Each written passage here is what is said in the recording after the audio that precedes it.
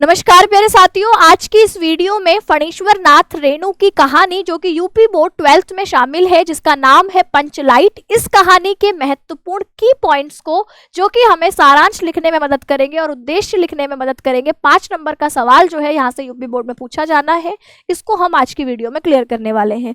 तो फणीश्वर नाथ रेणु की कहानी है पंचलाइट। इसके की पॉइंट्स को समझें तो यहाँ पर कहानी की शुरुआत होती है आपके पंचलाइट की खरीदारी से, कि जो महतो टोली है इसके पंचों ने 15 महीने तक जो गांव वालों पर दंड जुर्माने के जो पैसे इकट्ठे हुए थे उसको जमा करके पंचलाइट, जिसको हम गांव के भाषा में पंचलाइट कह रहे हैं, पंचलाइट कहने का मतलब ये पेट्रोमैक्स, इसको खरीदा है। इसे रामनवमी के मेले में पंचायत की पूजा के लिए लाया गया है। ठीक है, तो ये आपके पंचलाइट जो है, ये कहानी पंचलाइट जलाने की कहानी है, तो इसको हम इस वीडियो में पढ़ रहे हैं। ठीक है, साथ ही अगर आपने यूपी बोर्ड में अभी तक कुछ नहीं पढ़ा है तो आपकी एक महा मैराथन क्लास आ रही है 28 जनवरी को सुबह 10 बजे। हिंदी में कुछ नहीं पढ़ा है तो भैया या याद नहीं है तो आपको इस क्लास से जुड़ जाना है। पूरे 100 नंबर की तैयारी इस क्लास में हम करने वाले हैं। हिंदी में केवल पास नहीं होना, टॉप करना है तो बढ़िया तरीके से तैयारी भी होनी चाहिए, जो कि आपकी 28 जनवरी सुबह 10 बजे इस महा मैराथन क्लास में होने वाली है। ठीक है, तो पंचलाइट कहानी में आगे क्या होता है। अब इन्होंने पंचलाइट आपके 15 महीने के जुर्माने के पैसे से इकट्ठा करके खरीद तो लिया, लेकिन पंचलाइट जलाना तो कोई जानता ही नहीं है ना। पंचलाइट जलाने के लिए किरासन तेल लेना था, वो भी इन्होंने नहीं लिया। इसे जलाने में कोई भी जोखिम नहीं लेना चाहता था, है ना। आपके मतलब कि किसी पड़ोसी जो आपका टोला था उससे भी किसी को बुलाया नहीं जा रहा था, क्योंकि इज्जत का सवाल था। अगर किसी पड़ोसी टोले से किसी को बुला के जलवाया जाता तो अपनी बेइज्जती खराब हो जाती। तो यहाँ पर अब क्या हुआ, अब आता है गोधन। ठीक है, गोधन जिसको कि अभी पंचों ने अपनी जाति बिरादरी से बाहर कर रखा है। क्यों? क्योंकि वह पंचों को उतना पूछता नहीं था, है ना, उनको उनका खाने पीने का ध्यान नहीं रखता था, तो इसलिए आपकी जरा सी कंप्लेंट होने पर उसको बहिष्कृत कर दिया गया था जाति से। लेकिन जो गोधन था उसको आता था आपके पंचलाइट जलाना, तो गोधन जिसे पंचायत से बहिष्कृत किया गया था उसको फिर बुलाया गया। मुनरी, मुनरी जो कि गोधन से मन ही मन प्रेम करती थी, उसने उसकी मदद करी, क्योंकि उसने ही अपनी सहेली की मदद से पंचों के सामने यह बताया या आपके यह उन तक संदेश पहुंचाया कि गोधन पंचलाइट जलाना जानता है। फिर क्या हुआ, गोधन ने बिना स्पिरिट के, बिना कैरोसिन ऑयल के पंचलाइट जलाने में सफलता प्राप्त की। अच्छा, फिर जैसे ही पंचलाइट जली पूरे गांव में खुशी का माहौल छा गया।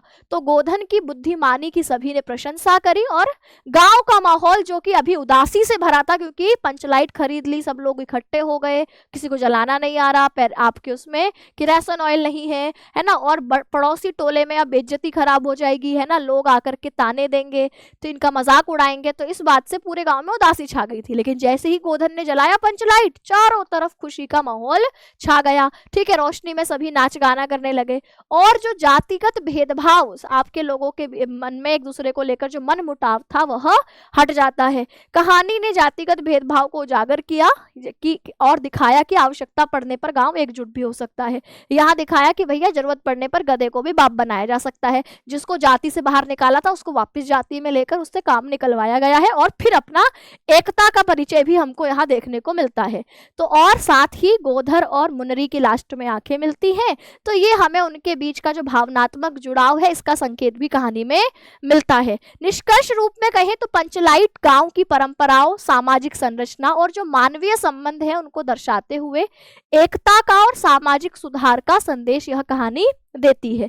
ठीक है, अब इस कहानी में संदेश या उद्देश्य इस कहानी का क्या था। इस कहानी का उद्देश्य था कि हम जो जाति, वर्ग और परंपराओं की बाधाओं में पड़े रहते हैं उनसे ऊपर उठे, है ना। हमने कहा कि यहाँ पर गांव में टोले बने हुए हैं और दूसरे टोले की मदद नहीं लेनी, दूसरे टोले को चिढ़ाना है, जातिगत आधार पर टोले बनाए गए हैं। ठीक है, तो ये सब से ऊपर उठकर एक दूसरे के सहयोग करने की भावना को दिखाया गया है। ग्राम्य जीवन, गांव में किस तरीके का जीवन होता है उसका यथार्थ चित्रण। कहानी में ग्रामीण परिवेश, उनकी परंपराएं, उत्सव और आपसी संबंधों का सजीव चित्रण। कि मतलब शहरों में तो लोग गाड़ी ले लेते हैं, आपकी बड़ी महंगी महंगी चीजें ले लेते हैं, घर ले लेते हैं, लेकिन तब इतना बड़ा उत्सव नहीं होता जितना इन्होंने पेट्रोमैक्स लेने में उत्सव कर दिया है। तो ये गाँव की जो यथार्थ जीवन होता है उसी का चित्रण कहानीकार फणीश्वर नाथ रेणु ने किया है। पंचलाइट गाँव की एकता और उल्लास का यहाँ पर प्रतीक बन जाती है।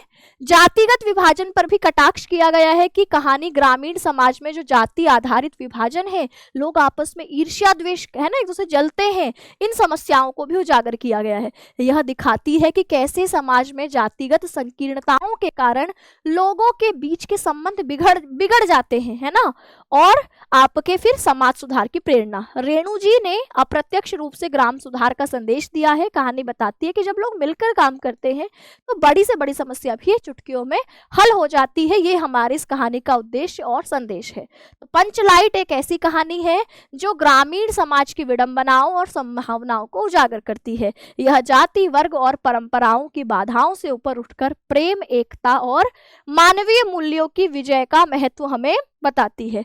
तो इस प्रकार पंचलाइट कहानी होती है खत्म।